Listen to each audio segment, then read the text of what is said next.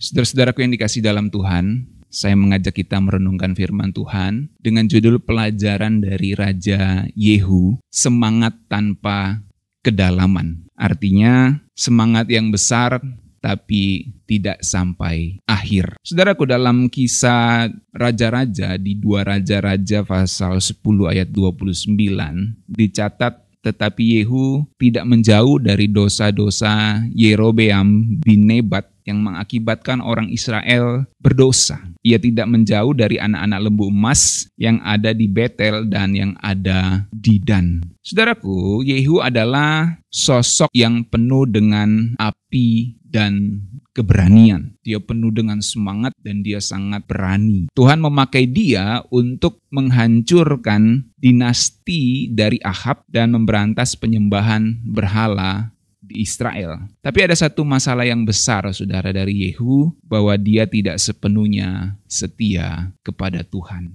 Menarik ya. Nah, apa yang luar biasa dari Yehu? Yehu ini, dia adalah salah satu raja yang paling penting atau paling unik di dalam sejarah Israel Utara. By the way, ini adalah Raja Israel Utara, bukan Selatan atau Yehuda ya. Ini adalah Raja Israel Utara, Yehu. Ya. Ia dikenal sebagai raja yang diurapi Tuhan untuk menghancurkan keluarga dari Ahab dan penyembahan Baal. Menarik ya. Jadi di Israel Utara akhirnya nampak kelihatan seorang raja yang membasmi penyembahan kepada Baal. Dan dia membasmi keluarganya Ahab yang menyembah Baal itu. Tapi ia sendiri tidak setia kepada Tuhan. Nah, agak lucu ya, agak aneh ya.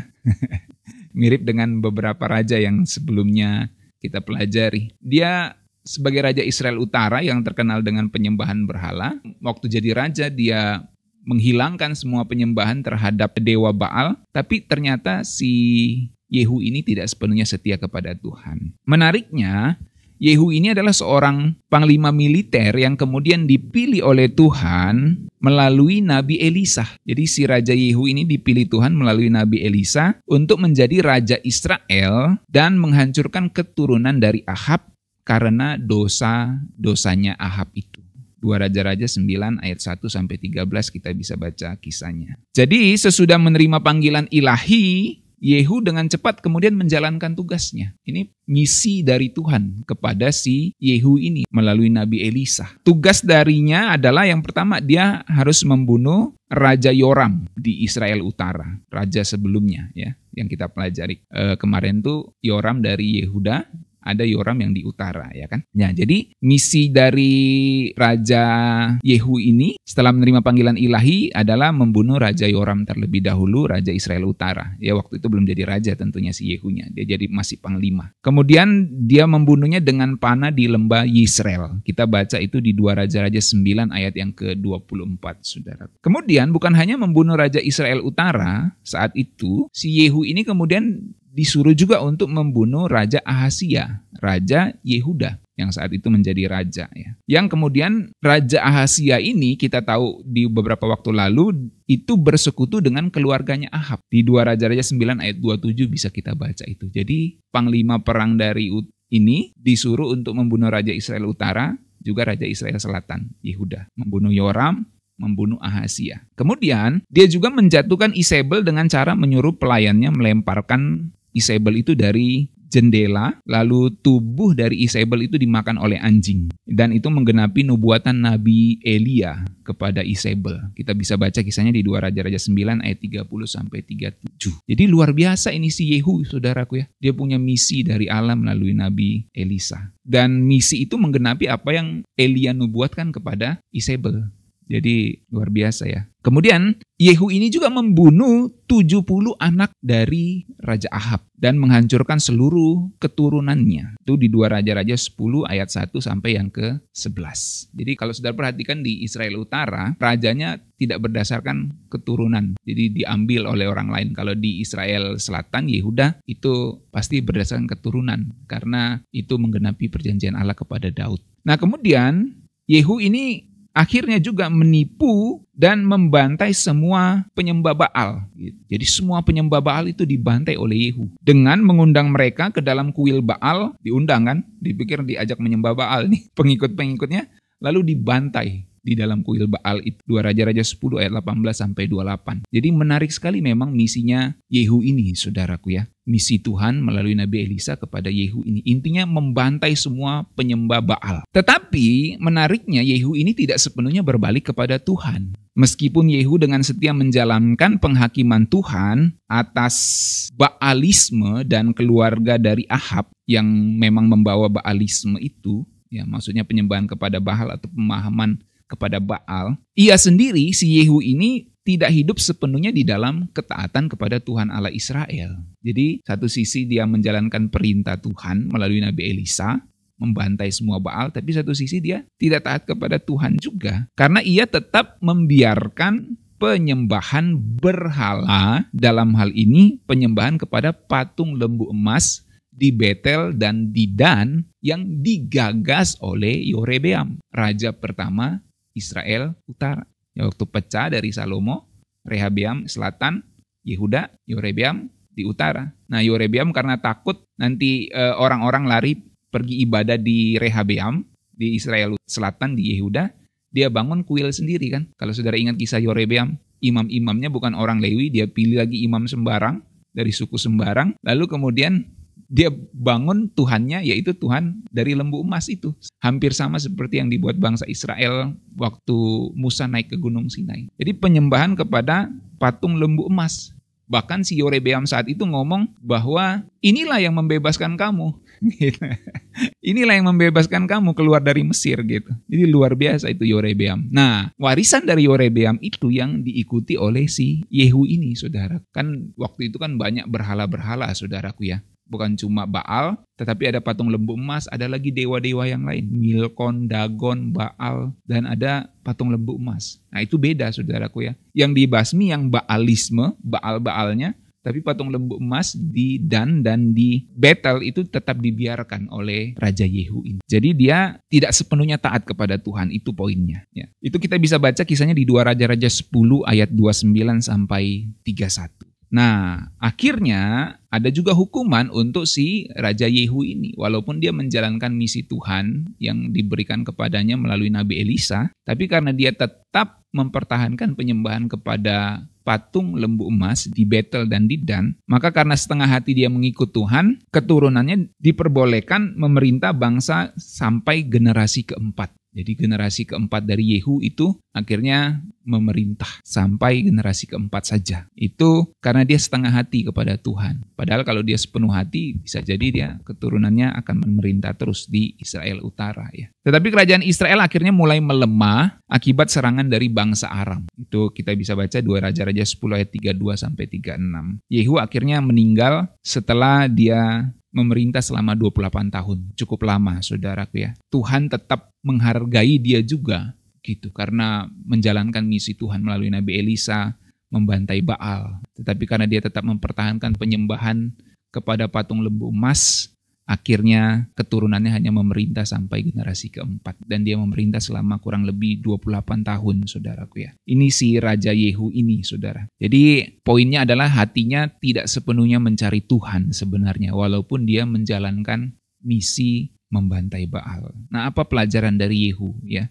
Yang pertama, semangat saja itu nggak cukup. Pelajaran praktisnya adalah semangat saja tidak cukup. Diperlukan kedalaman. Artinya diperlukan semangat yang terus sampai akhirnya, tidak hanya di awal-awal. Yehu punya semangat yang begitu membara, dia punya api semangat itu dalam dirinya, tapi hatinya tidak sepenuhnya mengandalkan Tuhan. Dia sibuk menghancurkan dosa orang lain, dia sibuk menghancurkan dosa orang lain, dalam hal ini penyembahan kepada Baal saat itu konteksnya, tapi dia tidak mengoreksi dirinya sendiri. Nah, seringkali kita sibuk koreksi orang lain, tapi kita nggak koreksi diri kita sendiri. Ini yang kita pelajari, saudaraku, supaya kita tidak seperti itu. Jangan cuma berapi-api di awal, tapi kehilangan arah pada akhirnya. Penting untuk kita belajar dari Yehu supaya kita tidak kehilangan arah seperti Yehu pada akhirnya ya. Kemudian yang kedua, pelajaran praktisnya dari Yehu adalah taat sebagian itu sama dengan tidak taat sebenarnya. Ini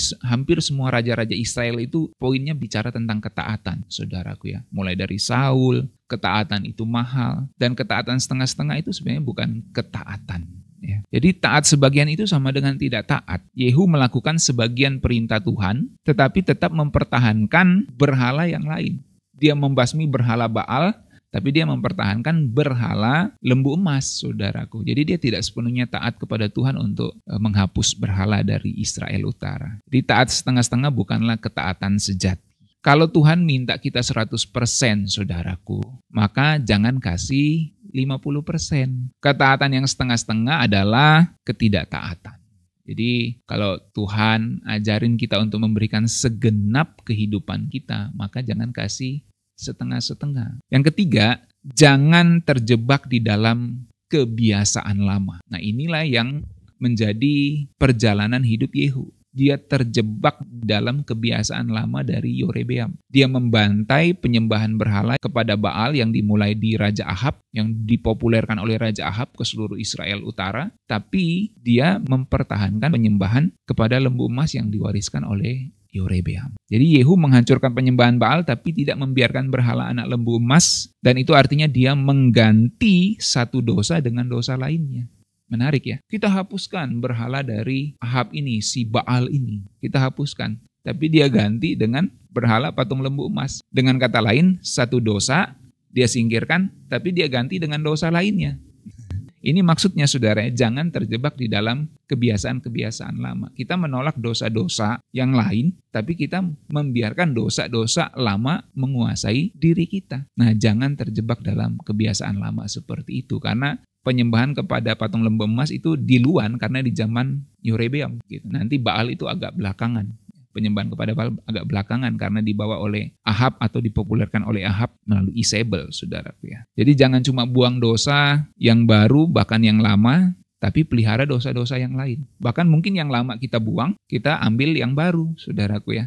Atau kita tolak yang baru, dosa-dosa baru, tapi kita simpan dosa yang lama. Sama aja. Intinya jangan berbuat dosa, jangan setengah-setengah kalau ikut Tuhan. Yehu adalah contoh orang yang bersemangat bagi Tuhan, tetapi tidak hidup dalam hubungan yang dekat dengan Tuhan. Kalau dia dekat dengan Tuhan, pasti dia tahu bahwa penyembahan kepada patung lembu emas itu salah, saudaraku, dan dia tidak akan membiarkannya. Jadi semangat kepada Tuhan itu penting. Semangat untuk menjalankan misi Tuhan dalam hidup kita itu penting. Tapi penting untuk terhubung dengan Tuhan. Pagi ini mari coba kita refleksikan dalam diri kita. Apakah kita hanya bersemangat di dalam hidup kita, mengiring Tuhan, di dalam pelayanan kita kepada Tuhan, tetapi tidak memiliki hubungan pribadi dengan Tuhan. Oh, saya orang Kristen, saya jemaat di gereja A, di gereja B, gitu. Saya sudah kasih perpuluhan, saya kasih persembahan ke gereja. Pokoknya apa yang gereja minta saya kasih deh, gitu. Semangat dia, tapi dia simpen dosa-dosa lama tuh. Dia tidak bangun hubungan pribadi dengan Tuhan. Kenapa? Dia takut kalau dia dekat dengan Tuhan, dosa lamanya itu nggak bisa dia simpen, gitu. Karena nggak mungkin Tuhan itu bergaul dengan dosa itu, saudaraku ya. Nah, apakah kita masih taat setengah-setengah di dalam hidup ini? Ingat, ketaatan itu mahal, saudaraku.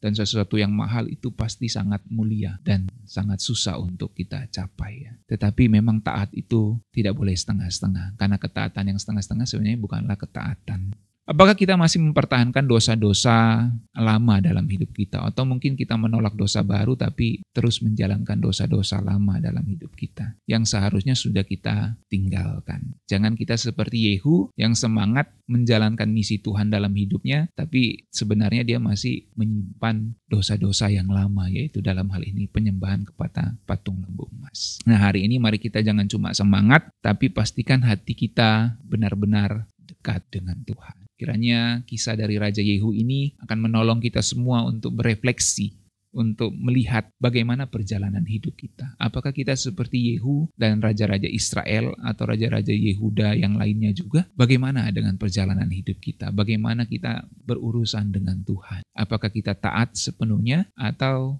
taat setengah-setengah yang artinya tidak taat? Mari kita berdoa.